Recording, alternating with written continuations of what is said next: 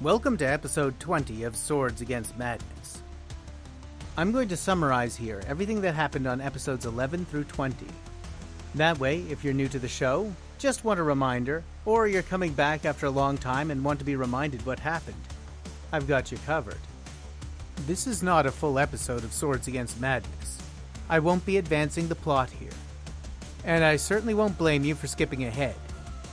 But if you want me to tell you a story, sit back, relax, and let's catch up.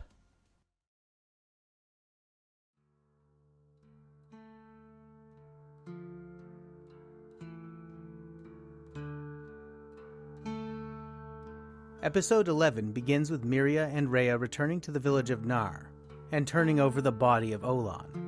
After a few days taken to mourn him, ensure he is buried properly, build Rhea a new set of armor, and research new spells, Miria makes two new acquaintances in the village that can help her out. The first is Nala, one of the two healers who had been in charge of caring for Miria while she was in a coma at the beginning of the campaign. Nala feels ashamed that she fled when the Gorum came to kill Miria, and wants to make it up to her. More importantly, she had researched everything she could on radiation and the history of her people and their lore. And she discovered a combination of salts, purgatives, laxatives, and herbs that would slow the progress of Miria's radiation poisoning. The second was Edric, a soft-spoken but charming young magician, an acolyte of the Order of the Stars, there to serve as Miria's valet. The Order of the Stars was horrified that Kalmak had managed to kidnap her right at their front doorstep, especially when she is living proof of many of their beliefs, even while she seems to be tearing other beliefs down.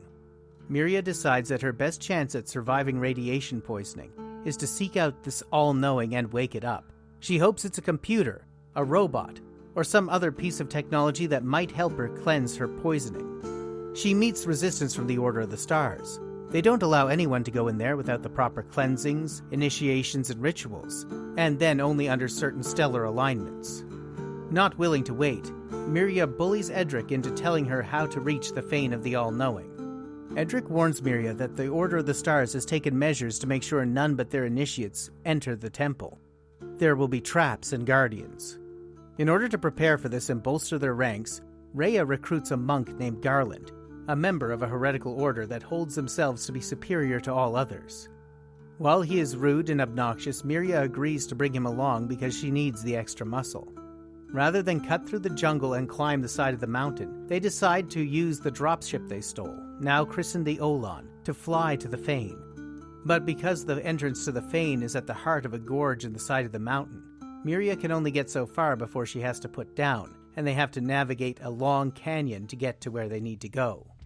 During the trek, the group accidentally stumbles across a nest of giant fire beetles and are forced to fight for their life.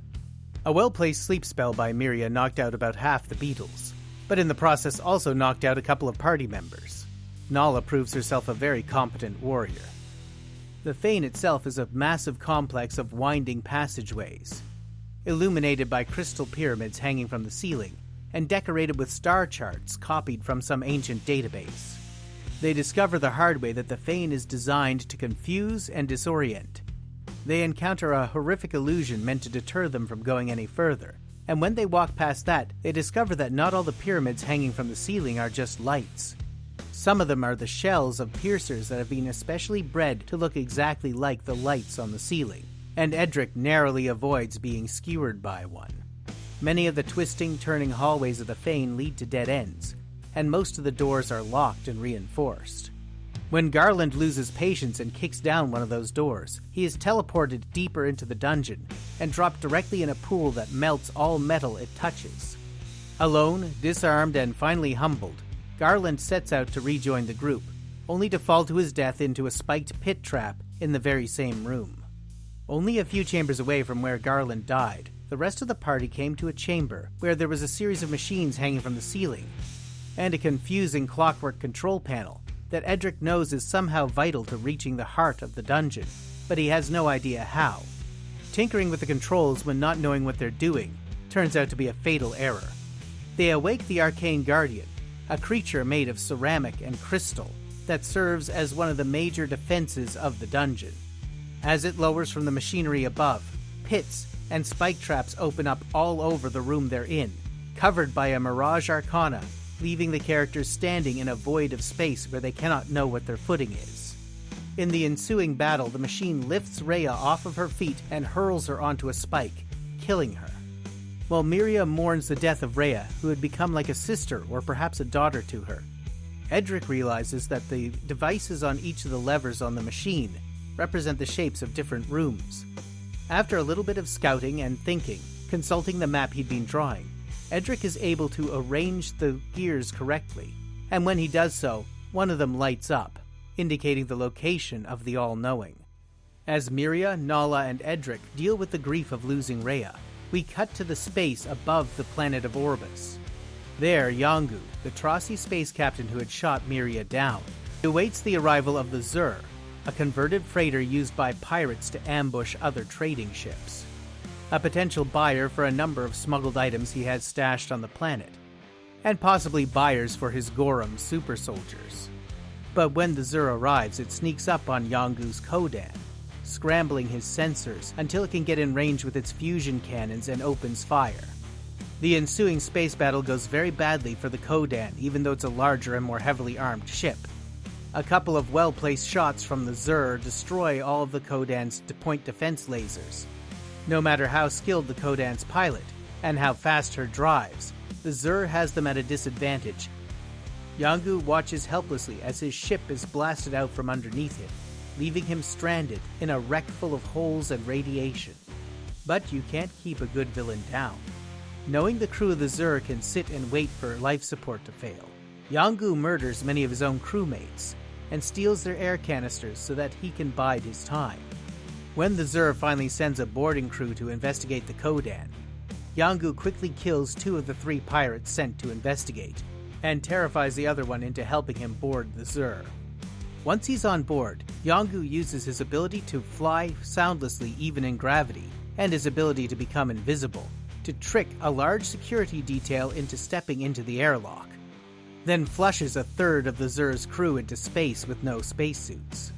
After that is a series of grisly murders, as Yongu uses his invisibility to kill one crewmate, then his ability to change shapes to imitate another, and gain access to the engine room before murdering the engineers. Not a single member of the crew survived Yongu's onslaught long enough to raise the alarm as he worked his way through the Zur to the bridge. Once he was on the command deck, he quickly killed the last remaining crew members with a cone of cold, and took command of their heavily armed ship. Of course, now he has a ship and no crew, and to his twisted mind this can mean only one thing. He has to figure out a way to enslave enough people to build a new one. Back in the Fane of the All-Knowing, Miria presses ahead recklessly, using her laser to melt away locks and force her way through doors. Between witnessing the grisly death of Rhea and discovering the corpse of Garland, Miria's judgment and her patience begin to fail her, and she finally springs a trap that can't be evaded by simply lasering the lock and pushing the door open with a 10-foot pole. A poisonous sleep gas trap knocks out the entire party, leaving them vulnerable. While they were helpless and unconscious, a piercer wandered by, grabbed hold of Nala, and dragged her away. By the time Miria and Edric came to and tracked the trail of blood, they were too late. The creature had already killed her and had begun to feast. After securing her body with Rhea's near the entrance of the dungeon, they pushed on further. And after narrowly avoiding a trap that caused the ceiling to grow a crushing, animated fist of stone, they finally reached the Fane of the All-Knowing. What they discovered there wasn't some ancient robot or computer like Miria had expected. Instead, they found an extension of a higher dimensional being, an entity of pure chaos that had been researching the lives of mortal entities. The All-Knowing was incapable of surviving on the material plane without a bubble of magic to protect it. And when the Trossi had accidentally destroyed its habitat, it had been enraged and destroyed several of their ships single-handedly before they created a field to contain it. Yongu had imprisoned the being on the island of Nar in one of his stashes. Along with a pile of treasure he was squirreling away in case he ever needed to break with the Trossi. Trapped inside his magical bubble, the All-Knowing had been observing the comings and goings on the island of Nar for millennia, and was desperate to be almost anywhere else. Outside of its bubble, however, it can only be transported one way, inside the spell-enriched brain of a magic user. A mode of transport with a fairly high risk. If a possessed magic user were to panic and cast all their spells, the All-Knowing would be forced out of their head by way of an exploding skull. While the Order of Stars had produced a parade of magic users who had come and gone before the All-Knowing, because they worshipped it, he wasn't sure that they would truly ever consent to having him inside their brain. The results of someone saying they are willing to be his receptacle and then panicking when he actually entered them would have been disastrous for everyone involved. Willing to take a risk anyway, Miria asked the All-Knowing if it could cleanse her of her radiation poisoning. When it confirmed that it could, she invited it to ride in her head. In return, it would follow a route across the plains at the creature's behest to take it back to the Courts of Chaos where it could roam freely and return to its own higher dimension. Miria, now with a strange passenger, and Edric hauled as much treasure as they could out of the dungeon, along with the corpses of Rhea and Nala. The people of Nar did not welcome them warmly when they returned with more corpses to show for it. The people of the island began to believe Miria bad luck at best, or malignant at worst. And Edric found himself suddenly persona non grata with his order. Communing with the All-Knowing, Miria discovered that there was some kind of device capable of dimensional travel to be found in the jungles of the northern island. But she would need to recruit a new party in order to get herself there. After some furious brainstorming, as well as an equally furious argument with the All-Knowing about its ability to take over her body and its choice to do so whenever it pleased itself, she came up with a plan to recruit new people.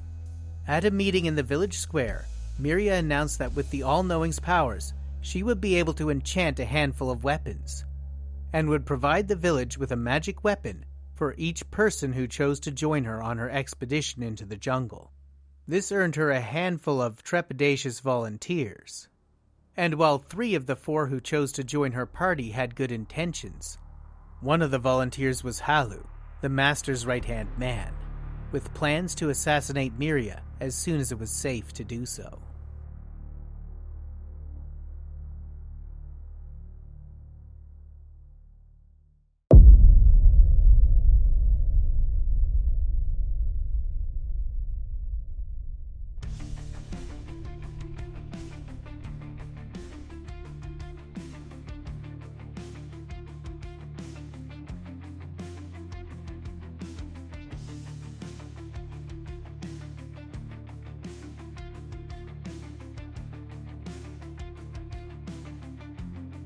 Thanks once again for listening to Swords Against Madness.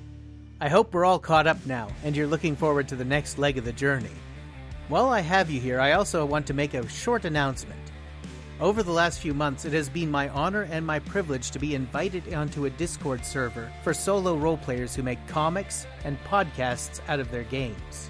This heroic fellowship includes people like John from Tale of the Manticore, Simon from Legend of the Bones, Carl of the Lone Adventurer, Robin from Stories of the First Watch, Justin Fail of the Keep on the Borderlands comic, Coop from Echoes of Eschaton, Steve Morrison of Errant Adventures, and Dan from Legends from the Fireside, a bunch of my podcasting heroes, not to mention a whole bunch of podcasters whose work I didn't know and now enjoy a great deal. We've all gotten together and formed the Solo Roleplayers Network, a network of podcasts and other creative endeavors based on solo roleplay. If you enjoy what I do here, the chances are good that you're going to find something else you love on the Solo Roleplayers Network. Come and check us out on soloroleplayersnetwork.com.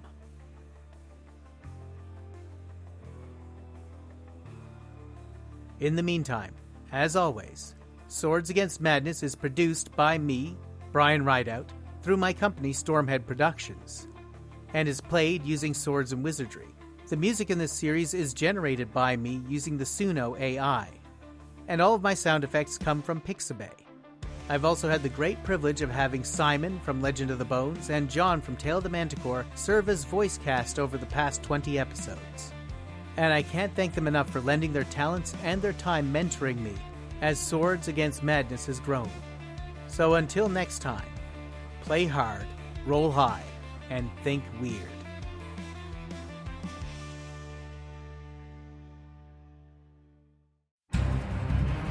Hi, I'm John from Tale of the Manticore. Maddie Searle from A Game of One's Own. PJ from A Wasteland Story and the Solo Roleplayers podcast. Simon from Legend of the Bones. Brian Rideout from Swords Against Madness. Carl from The Lone Adventurer. And I'm Sharik from Roll By Myself. And with our solo role-playing audio, Narrative. Actual play. Drama powers combined. We are the Solo Roleplayers Podcast Network. Usually accustomed to delving the depths, Scouring the desert. Surviving the wasteland. Or facing the dragon alone. This time, we have teamed up to bring you a curated collection of the best, highest quality, most dramatic, And diciest. Solo roleplay podcasts in the world. There are dozens of us. So if you're looking for your next solo role-playing adventure, roll over to soloroleplayersnetwork.com. Sample and subscribe to something that takes your fancy. And discover your new favorite solo role-playing podcast. See you there.